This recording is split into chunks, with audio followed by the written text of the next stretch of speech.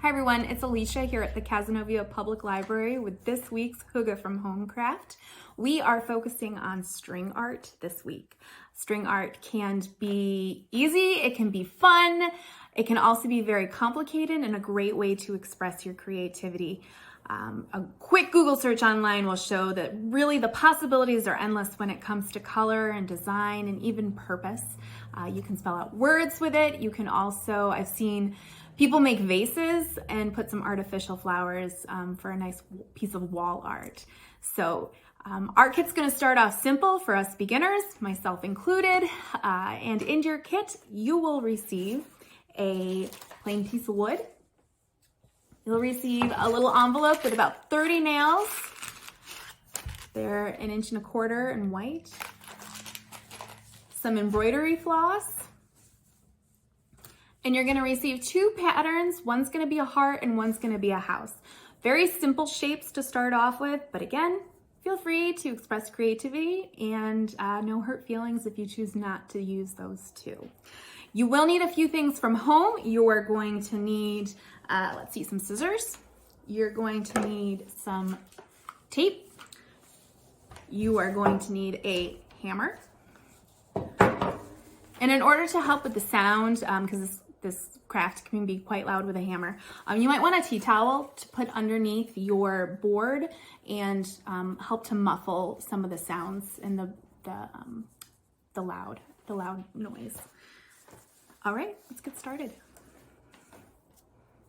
First things first, before you even start deciding which pattern, because the nail and the embroidery floss are both white, I decided to stain the piece of wood that I'm using. It helps to make whatever art you do create pop. Feel free to paint a different color or use stain. You can use the natural wood, you just won't be able to see your design as well. And we want people to see that design. I'm gonna make a heart. It's one of the most forgiving patterns you can do. So because I am also new to string art, this seems like the best bet. Put it down on the piece of wood and make sure that the side you want up is facing the top. And use a little tape to secure to the wood.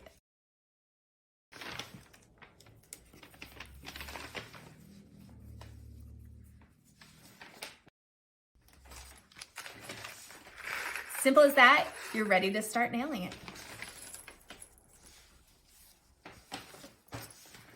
Put this under here to create a little bit more of a buffer, to muffle. And on the pattern, you'll see we've marked locations of where you can put the nail. That's completely up to you. If you want less string patterns, use fewer. If you want more, add nails.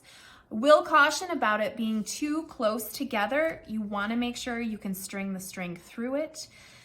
One key thing to remember is you want the nails somewhat equidistant from each other. On some patterns, it's easier than the other. Again, heart is a good basic shape to start that on.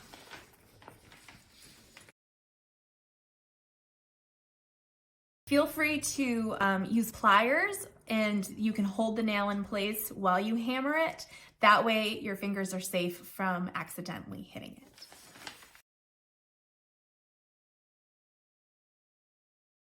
Make sure all your nails sticking up are about the same height.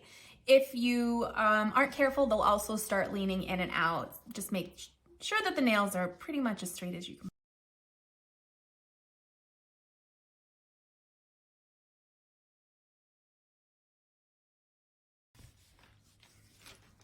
Okay, now that they're all hammered in, you're gonna wanna remove the piece of paper underneath.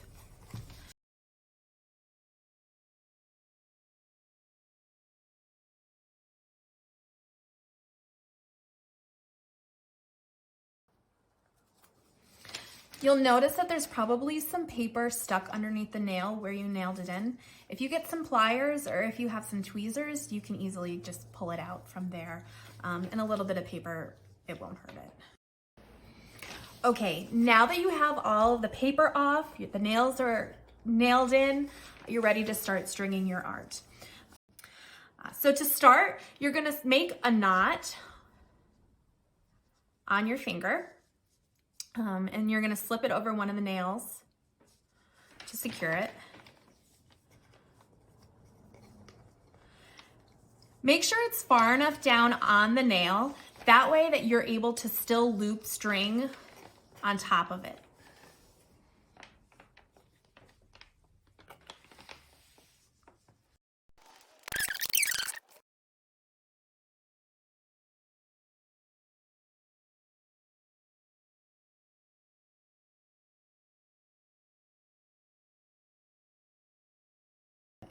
The first thing you're going to want to do is outline your pattern.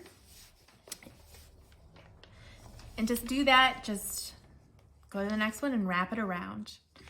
Again, make sure you push it down on the nail. That way it leaves room so that when you're doing the across and the inside part, your string can fit on the nail.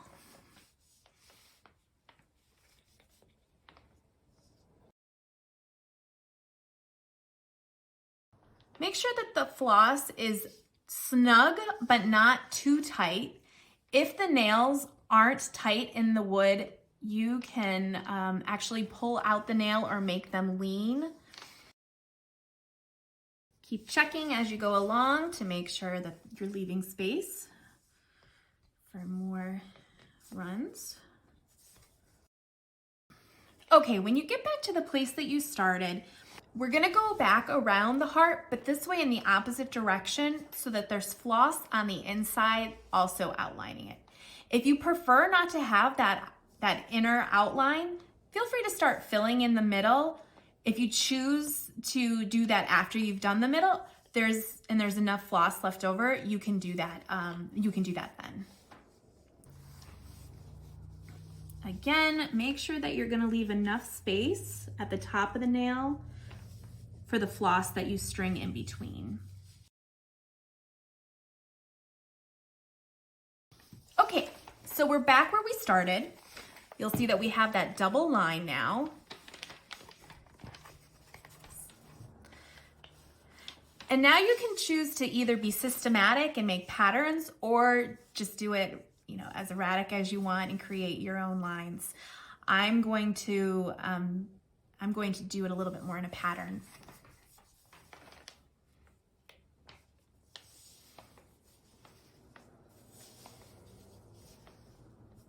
The great thing about string art is if you make a mistake, there's really no reason why you can't start over. So you can choose to skip one, go back, skip two. If you're finding as you string the art, it keeps coming up because you're moving closer to the head of the nail, put your finger around it.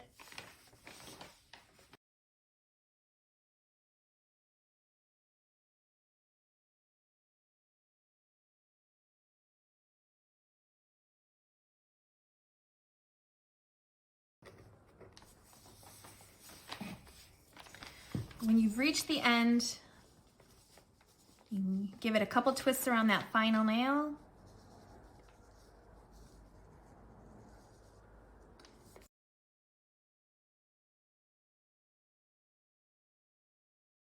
Get your scissors, give it a snip. Go back to where your original tail was.